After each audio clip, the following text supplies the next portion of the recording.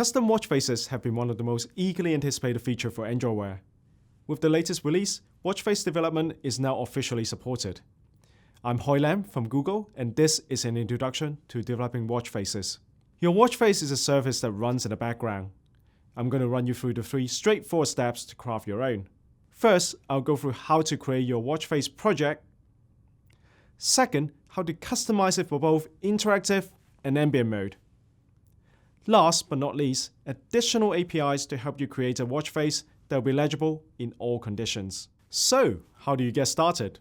The easiest way is by opening up one of the watch face samples located under this directory. There's a digital watch face and an analog watch face to get you started. Within the project, you'll see 2 key methods which impacts the setup and rendering loop.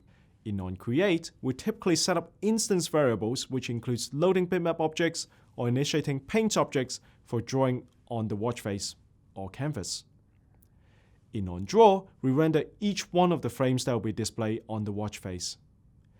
Since we are drawing on a canvas, we can use the standard bitmap or shape drawing functionalities. It's important to keep performance in mind since this code runs on every frame.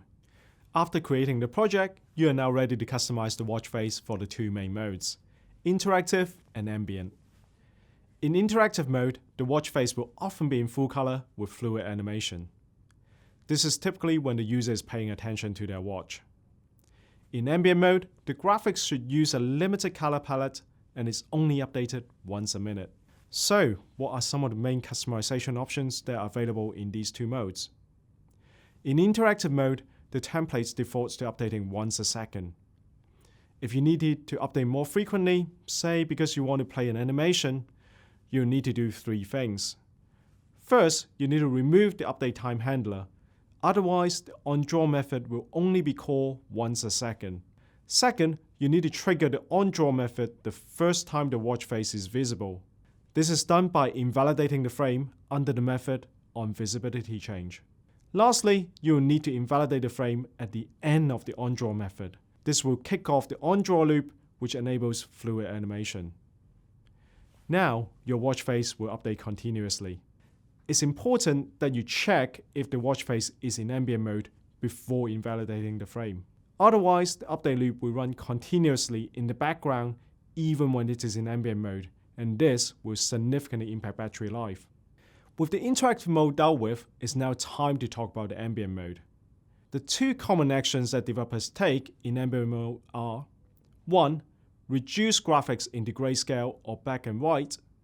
2. Remove screen elements that are updated more than once a minute, such as the watch hand or digits displaying the seconds. To listen into whether the watch has gone into ambient mode, you can override the onAmbientModeChange method. Developers would typically set an instance variable indicating whether the watch is in ambient mode and invalidate the current frame. This will trigger a redraw. Then, in the next onDraw, developer can decide what they want to do.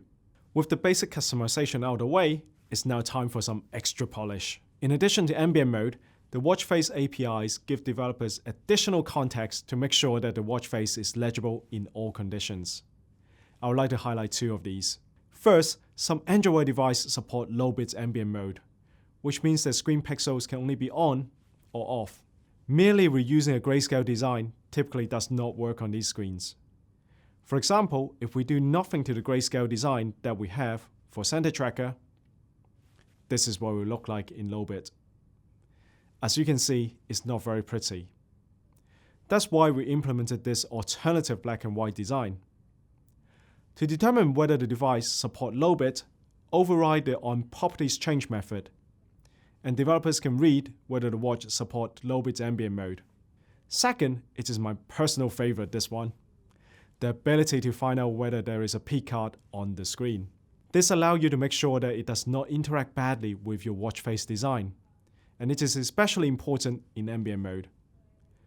Without this, as you can see on the left, the tick mark interferes with the peak card, making it hard to read. In our final design, we draw a black rectangle with no border behind the peak card to make it more legible. In addition to this, using the watch face style class, developers can specify whether or not a peak card is shown in ambient mode and whether it is opaque or translucent in interactive mode. Please check out the documentation for many more features, including how to keep tab of time zone changes, displaying live data on watch faces, and altering watch face settings via the mobile device. I'm Hoi Lam, and I look forward to reading the time with your watch face.